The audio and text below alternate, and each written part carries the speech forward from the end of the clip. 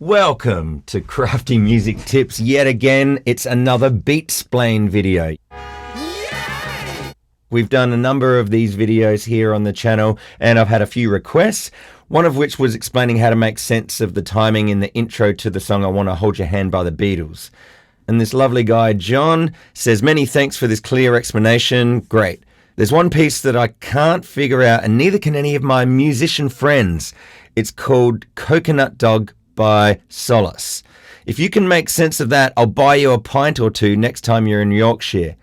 John, I might hold you to that. Not that I'm thinking of going there anytime soon, but hey, if I do, or if you ever feel like coming to South Australia to return the favour, then we'll see how we go. Now, just a quick side note, if you ever want anybody to do anything for you in life, well then offer them beer or something. Because look, in this case, it's working.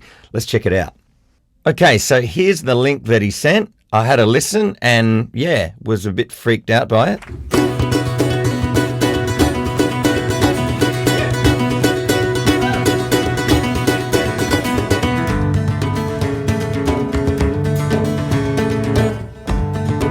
Here it sounds like it's in 4. 1, 2, 3, 4. 1, 2, 3, 4. So that was all right. But yeah, just the very beginning. So yeah, we'll listen to it again. Now, as I found that, okay, it sounds like it's in 4 and it's roughly at this pulse later in the song. That's always a good go-to, by the way. Just listen to later in the song where you go, okay, I definitely know the timing is right there. And then you try and work your way back, so to speak. So here it is from the top. See if you can figure it out.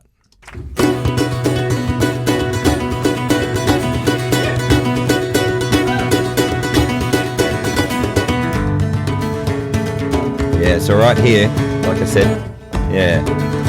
yeah, tricky, hey? So the first thing I did was that I downloaded the song. A few moments later.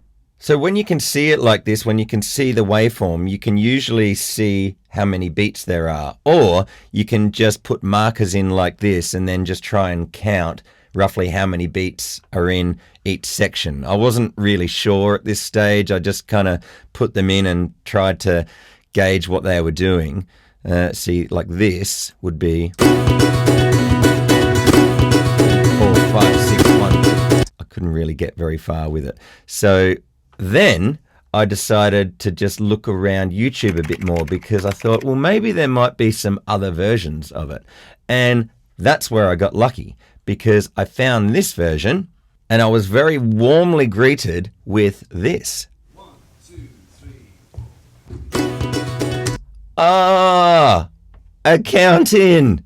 That's what you want. If you can find a live recording or any recording that's got a count-in, well then it just makes the process so much easier. So easy. So it's the same really as figuring out any other songs that have got tricky rhythms in the intros, like other songs in this BEAT-SPLAINED series, where if I can find a recording somewhere where someone's counting it in, then it just gives you all of the information that you need.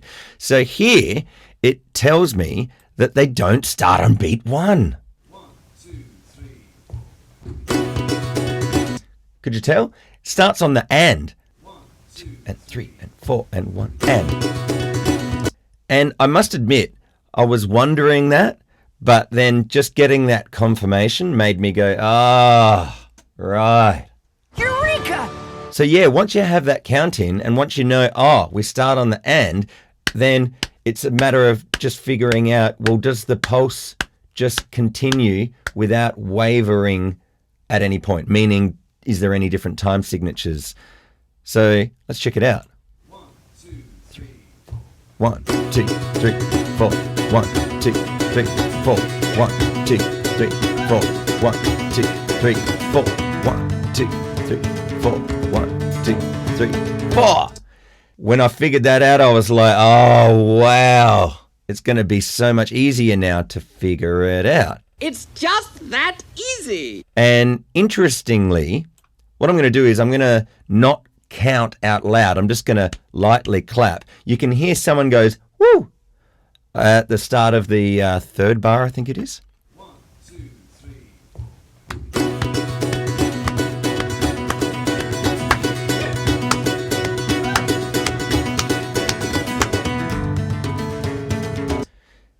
And I don't know about you, but for me, I love those little anchor points, I guess is what I'll call them, where it's like a good indicator of like, if you're still struggling to figure out where the count is, then having that little indicator when it comes in, letting you know, yes, good, I'm at the right point, then it's very reassuring. Where obviously, if you're not hearing it on the beat, well then, damn it, I've lost it. But it's a good indicator to just help guide you. Now, so I'm just going to quickly mention here that in the early stages, I needed to slow it down to figure this out. I'm a human being. I'm not perfect. I can't figure out all of this crazy stuff just like that. So what I did is I slowed it down in the YouTube playback settings. I just put it to 0.75, and especially having this count in just made it so much easier.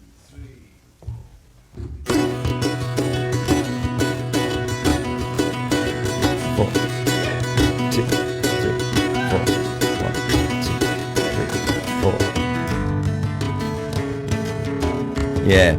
So I'm just going to harp on that point a bit, that it's somewhat demoralizing to have to slow it down to the human being, to the ego, to the pride or whatever, but you've got to slow it down so that then when your brain is so stimulated with all of these new calculations, having it at a speed that is manageable and calculatable is very important. Otherwise, you just won't get it. Eventually, you'll shut down. The brick wall will just be way too evident, and you'll just go, it's too hard.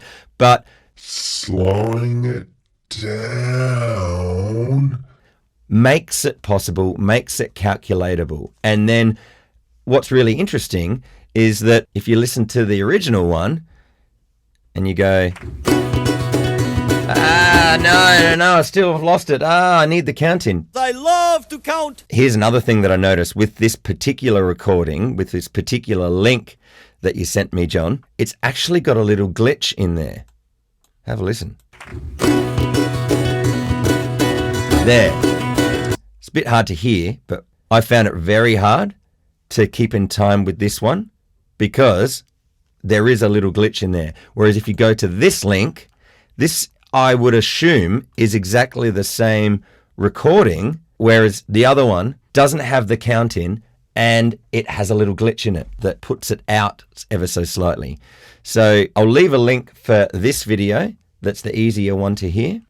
So then my job was reasonably straightforward from there. It wasn't completely straightforward because it is an interesting syncopated rhythm. I'll show you. So yeah, here's the rhythm. As you can see here, it doesn't start on beat 1.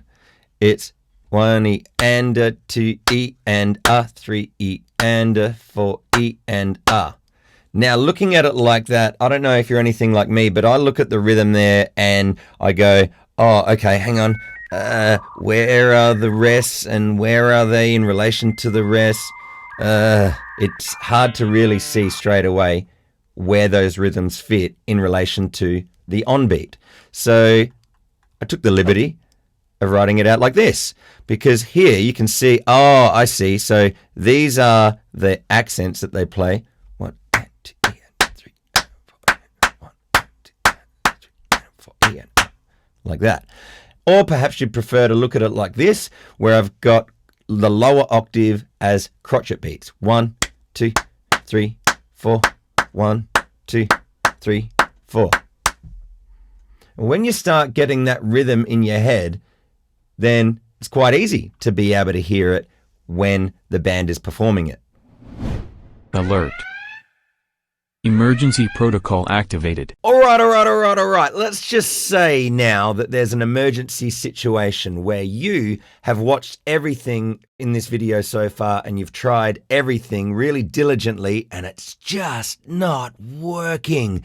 It just does not make sense to you. You can't hear that offbeat not as an onbeat. That does not make sense. So, allow me to give you an alternate version where you've got 3 bars of 4/4 and then a bar of 7/8, and then it should line up in the same way. If you just can't hear that first beat is on the off, like it is because that's the way the band's counting it in. But anyway, either way, time signatures are relative. Time is a construct.